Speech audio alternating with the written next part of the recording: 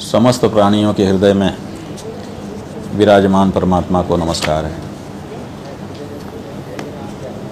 सब संतों में, विद्वानों में विराजमान परमात्मा को नमस्कार है।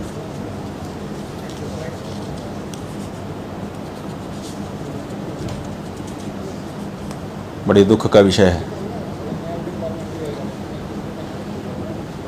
कि भारत की भूमि पर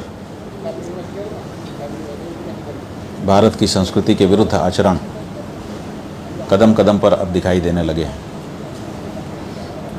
अभी हम लोग चातुर्मास्य के लिए मुंबई आए। पुराना ये शहर है। मुंबा देवी भगवती के नाम पर बसा हुआ शहर है। मुंबा और आई दोनों को मिलाने से मुंबई बना था। और वो मुंबई तो है आज, लेकिन वो माँ की जो संवेदना है उसको कहीं ना कहीं तिरोहित किया जा रहा है, हटाया जा रहा है। एक माँ अपने सब बच्चों से प्यार करती है। ये बच्चा कमा के लाता है, बड़ा समझदार है, इसलिए मैं इससे ही प्यार करूँगी, ऐसा किसी माँ के द्वारा सोचा गया हो आज तक कहीं उदाहरण नहीं मिलता है। कमाने वाला, समझ लेने वाला, अच्छे से व्यवहार करने वाला, आज्ञा का पालन करने वाला जितना माँ को प्यारा होता है, उतना ही ना कमाने वाला और असावधान रहने वाला बच्चा भी प्यारा होता है।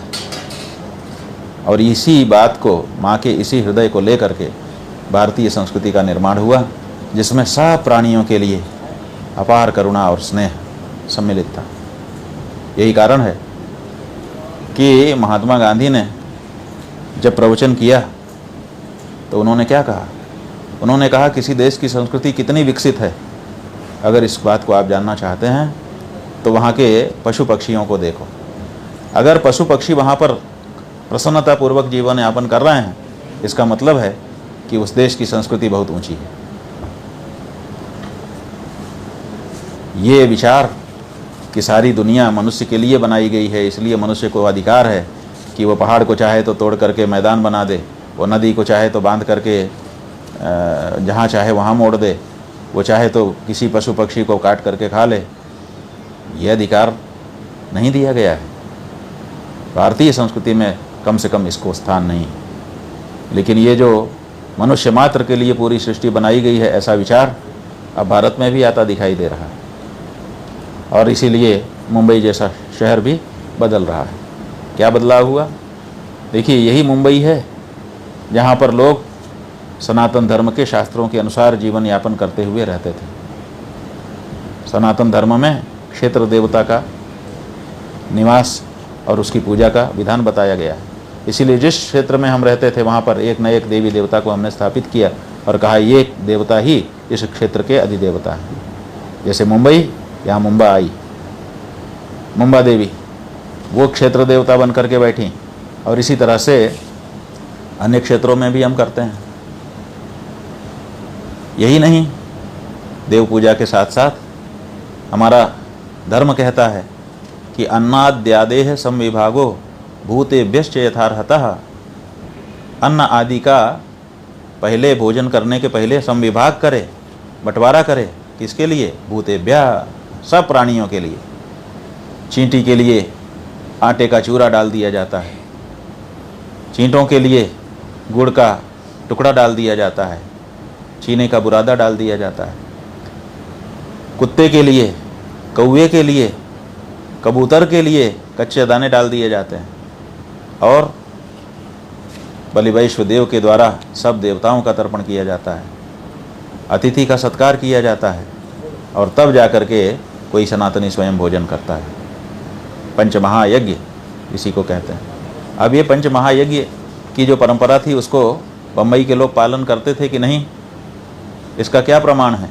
तो हम आपको बताना चाहेंगे कि इसका प्रमाण यही है कि बम्बई में जगह जगह कबूतर खाने बने हुए हैं, बड़े बड़े, जहाँ हजारों कबूतर आकर के रोज़ दाना चुग जाते हैं। वो दाना चुगने कहाँ से आ गए? क्योंकि वहाँ रोज़ दाना डालने वाले आते थे। अब धीरे धीरे सनातन धर्म की जो भावना थी उसको सरकारें कमज़ोर करने लगी। अब इधर चातुर्मास्य के लिए जब हम मुंबई आए तो हमने सुना कि कबूतरों को दाना डालने से ही मना किया जा रहा है। अरे भाई, आप खुद अगर दाना नहीं डाल सकते किसी पशु पक्षी के लिए तो कम से कम जो डाल रहा है उसको रोको तो मत। इतना तो कम से कम होना ही चाहिए। लेकिन यहाँ की सरकार किसी विदेशी रिपोर्ट के आधार पर यह सुनिश्चित करके बैठ गई है कि इससे लोगों के स्वास्थ्य को खतरा हो रहा है। आप बताइए कि अगर स्वास्थ्य को खतरा हो रहा है तो कबूतर आज तो आए नहीं हैं मुंबई में। कबूतर तो मुंबई जब से बसी तब से यहाँ पर हैं और तब से उनको दाना डाला जा रहा है। और जब वो हमारा दाना चुगते हैं तो बीट तो करते ही हैं, बिना बीट किए दोबारा दाना खा लेते हैं। आप ये बताइए कि आपके रिकॉर्ड में निकालिए पूरा रिकॉर्ड 100 साल का, 200 साल का, 500 साल का, और बताइए कि मुंबई में कबूतर की बीट से कितने लोग मरे और कितने लोग बीमार हुए। आपके पास कोई रिकॉर्ड नहीं है। विदेश में कहीं पर कोई अध्ययन हो गया और आप उसकी रिपोर्ट को देख करके यहाँ पर लाखों लाख कबूतरों के जीवन को संकट में डाल दे रहे हैं। अरे आपको अगर कबूतर पसंद नहीं आ रहे हैं तो उनको विस्थापित करिए, योजना बनाइए, धीरे धीरे धीरे धीरे उनको एक सुरक्षित स्थान दे दीजिए, वहाँ पर वो आबाद हो जाएंगे। लेकिन उनका दाना बंद करके उनको मरने के लिए मजबूर कर देना, ये कबूतरों की हत्या है। और इससे पता चलता है कि भारतीय संस्कृति भारत से अब समाप्त हो रही है, पाश्चात्य संस्कृति आकर के यहाँ पर कब्जा जमा रही है। भारत के लोगों ने बाहरी लोगों को भगाया था कि आप आए हो, अपनी संस्कृति हमारे ऊपर लाद रहे हो, हम आपको भगा रहे हैं। क्यों? क्योंकि हम अपनी संस्कृति के अनुसार जीना चाहेंगे। और उनके स्थान पर जो हमारे ही वोट से बैठे लोग हैं वो अब हमारी ही संस्कृति को, इसका मतलब है कि हमारे अनुसार सरकारें शासन नहीं कर रही हैं, अभी भी उन्हीं के अनुसार वो शासन कर रही हैं। क्या उनसे प्रायोजित तो नहीं है, अंदर से कोई समझौता तो नहीं है? इस बारे में हम लोगों को विचार करना पड़ रहा है। अस्तु, ये विषय दूसरा हो जा रहा है। हमारा ये कहना है कि ये देखिए, थोड़े दिन पहले कुछ लोग हमसे मिले थे तो उन्होंने इस समस्या के बारे में हमको बताया था। हमने प्रेस कॉन्फ्रेंस की थी, उसमें भी हमने इस विषय को उठाया था। बाद में अपने दैनिक सत्संग में भी हमने इस विषय को उठाया। लेकिन आज तो हमारे पास ये 2 पत्र आए हैं। एक है गच्छाधिपति कुलचंद्र सूरी जी महाराज का, और दूसरा है संत श्री विजय कल्पतरु सूरी जी महाराज का। और इन दोनों लोगों ने अपने अपने ढंग से बात लिखी है, लेकिन उसका सार यही है कि मुंबई में कबूतर खानों को तोड़ने का आदेश कर दिया गया है और कबूतर को दाना डालने से हमको मना कर दिया जा रहा है। उससे कबूतरों का जीवन संकट में है। ये दोनों संत जैन समाज से आते हैं, तो क्या केवल जैन समाज के हृदय में ये पीड़ा है?